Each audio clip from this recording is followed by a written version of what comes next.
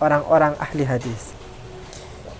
Kemudian subtema yang kedua, kaifa bada'at thumma tatawwarat kitabatus sirah.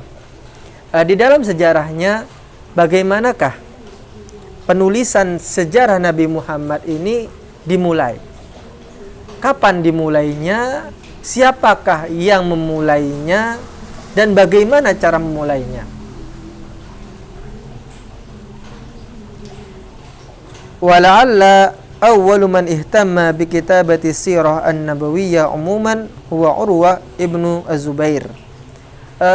Kata Dr. Muhammad Said Ramadan Al-Buti di dalam kitab ini, Fiqhus Sirah an-Nabawiyyah, pertama kali yang menulis sejarah Nabi Muhammad sallallahu alaihi wasallam yaitu Urwah ibnu Zubair.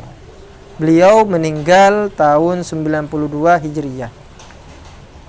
Kemudian dilanjutkan oleh Aban ibnu Utsman. Beliau meninggal tahun 105 Hijriyah. Kemudian ada Wahb ibnu Munabbih, beliau meninggal tahun 110 Hijriyah. Kemudian ada Syurahbil ibnu Sa'id, beliau meninggal tahun 123 Hijriyah. Kemudian Ibnu Syihab Az-Zuhri, beliau meninggal tahun 124 Hijriyah. Ini merupakan tokoh yang pertama kali menulis kajian sejarah Nabi Muhammad sallallahu alaihi wasallam. Hanya saja apa yang mereka tulis kemudian tidak sampai kepada kita. Manuskrip-manuskrip ataupun catatan-catatan yang menjadi peninggalan mereka itu tidak sampai kepada kita. Ghaira anna jami'i ma katabahu haula qad bada wa talafa ma'az zaman. Telah hilang, rusak, dimakan oleh waktu, oleh zaman. Falam yasil ilaina minhu syai'un, dan tidak sampai kepada kita manuskrip-manuskrip yang telah disebutkan. Walam yabqa minhu illa baqaya mutanathirah. Tidaklah tersisa kecuali hanya puing-puing kecil saja. Namun ada yang menyatakan seperti yang diriwayatkan oleh Imam Tabari bahwa ada beberapa bagian yang ditulis oleh Wahb ibnu Munabbih, yaitu manuskrip ini kemudian disimpan di kota Heidelberg di Jerman. Nah, ini kita belum tahu bagaimana bentuknya. Nah, terus yang sampai kepada kita itu yang seperti apa? Kemudian ini kan kita telah menyebutkan tadi generasi pertama, di mana generasi pertama ini ketika menulis sejarah itu tidaklah sampai kepada kita tentang hasil karyanya. Nah, kemudian kita bisa sebut generasi setelahnya yaitu generasi kedua. Walakin jaa fi at-tabaqah allati taliha ula man talqafu kullama katabu. Kemudian generasi kedua ini datang mulai mempelajari kembali apa yang telah ditulis oleh generasi pertama, mulai memperdalam kembali apa yang telah disampaikan oleh generasi pertama.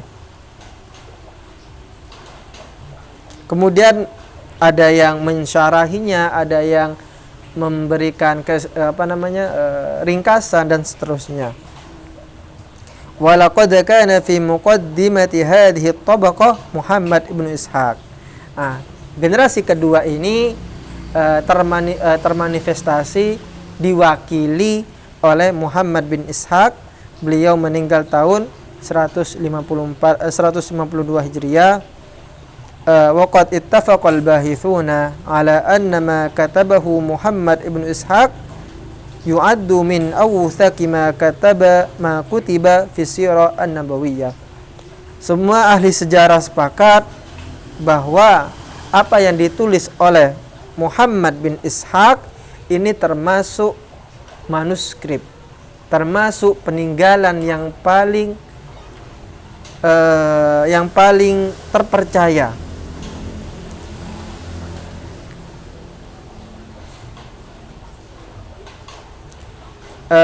Kitabnya yang terkenal yaitu Kitabul Maghazi. Hanya saja kemudian Kitabul Maghazi ini tidak sistematik. Namun dari sisi apakah isi ataupun konten yang ada di dalam Kitabul Maghazi ini terpercaya. Asli itu adalah terpercaya. Hanya saja tidak terstruktur, tidak sistematis. Kemudian datang setelahnya yaitu Abu Muhammad Abdul Malik atau lebih dikenal dengan Ibn Hisham. Kemudian membaca ulang karangan dari Muhammad bin Ishaq ini, kemudian beliau menata ulang, disistematisasi, kemudian diringkas. Kemudian hasil karyanya ini kemudian beliau sebut sebagai As-Sirah An-Nabawiyah Ibn Hisham. Ini merupakan kitab yang paling mu'tabar, kitab yang paling terpercaya, yang sampai sekarang kita bisa melacaknya. Ada banyak sekali kitab As-Sirah An-Nabawiyah Ibn Hisham ini yang dicetak oleh banyak percetakan. Wa yaqulu Ibnu Khallikan dalam kitab Wafayatul Ayan, Ibnu Khallikan berkata, wa Ibnu Hisham hadza walladhi jama'a sirata Rasulillah sallallahu alaihi wasallam min al-maghazi was-siyar Ibn Ishaq. Ibnu Hisham inilah yang telah mengumpulkan sirah Nabi Muhammad, perjalanan Nabi Muhammad sallallahu alaihi wasallam dari Kitabul Maghazi was-siyar punyanya Ibnu Ishaq. Wa hadzabahu, kemudian disistematisasi, ditalkhis, diringkas, wala khassahu, kemudian itulah yang kita temukan sekarang. Wa hiya sirah al-mawjuda bi aidin nasi wal ma'rufa bi sirati Ibnu Hisham. Maka bagi siapapun yang ingin mempelajari sirah an-nabawiyah, maka tidak akan terlepas dari sirah an-nabawiyah punyanya Ibnu Hisham. Di dalam penulisan sirah ini, sumber-sumber yang dijadikan acuan itu apa saja? Di sini Dr. Muhammad Said Ramadan Al-Buti menyebutkan kurang lebih tiga sumber yang menjadi acuan di dalam penulisan sirah an-nabawiyah. Wa ala kulli fa inna masadira as-sirah an-nabawiyah allati i'tamadha sairul kuttab ala ikhtilafi tabaqatihim mahsuratun fil masadirit taliyah. Awalan kitabullah ta'ala. Yang pertama, sumber di dalam penulisan sirah an-nabawiyah itu adalah kitabullah, Al-Quran. Fahuwal mu'tamadul awal fi ma'rifati al-malamih al-ammah li hayatin Nabi sallallahu alaihi wasallam. Bahkan dalam satu riwayat, ketika Sayyidah Aisyah ditanyakan bagaimanakah sifatnya Rasulullah itu, maka kemudian jawaban Sayyidah Aisyah, kana khuluquhu al-Quran, bahwa akhlaknya Rasulullah sallallahu alaihi wasallam itu adalah Al-Quran. Betapa banyak kita melihat di dalam ayat-ayat Al-Quran yang menjelaskan perjalanan Nabi Muhammad sallallahu alaihi wasallam. Ini kemudian yang menjadi sumber pertama. Maka sumber pertama dalam penulisan sejarah itu adalah Al-Quran. Thaniyan, ini yang kedua, kutubus sunnah an-nabawiyah, kitab-kitab sunnah an-nabawiyah. Ini yang banyak kita temukan. Bahkan kalau bisa dikatakan ini adalah sumber yang paling banyak digunakan di dalam penulisan sejarah Nabi Muhammad SAW. Kita bisa melihat di dalam Sahih Bukhari, Sahih Muslim, Kitabus Sunan, bahkan dalam Asy-Syama'il karangan dari Abu Musa Tirmidzi, beliau mengkhususkan bagaimana sosok Nabi Muhammad itu dalam kitab Asy-Syama'il An-Nabawiyah.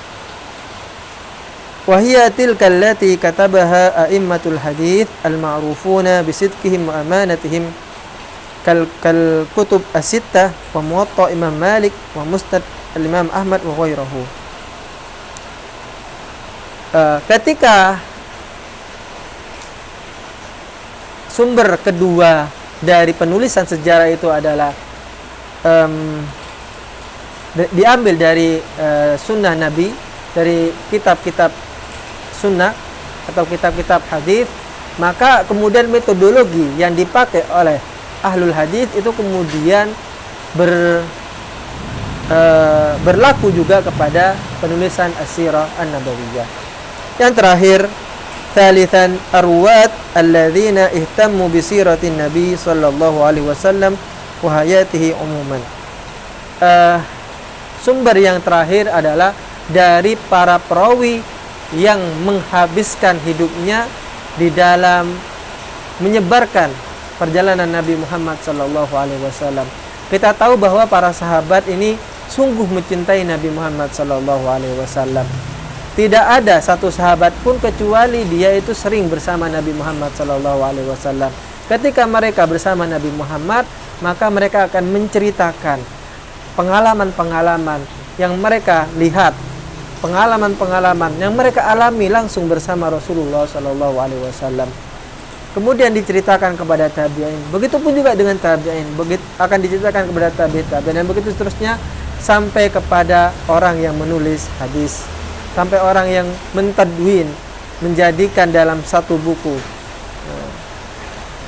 Kenapa itu terjadi? Hal itu tidaklah aneh.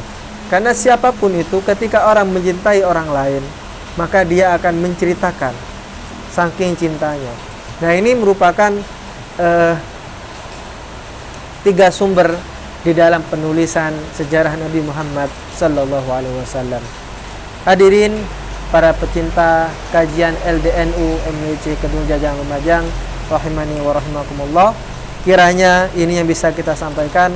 Untuk pertemuan yang akan datang, kita akan mengupas bagaimana metodologi penulisan sejarah, baik itu ulama kontemporer ataupun ulama klasik. Karena di dalam menulis sejarah itu ada banyak metodologi. Itu yang akan kita sampaikan pada pertemuan yang akan datang. Wa akhiran, wallahul muwafiq ila aqwamit thoriq. Assalamualaikum warahmatullahi wabarakatuh.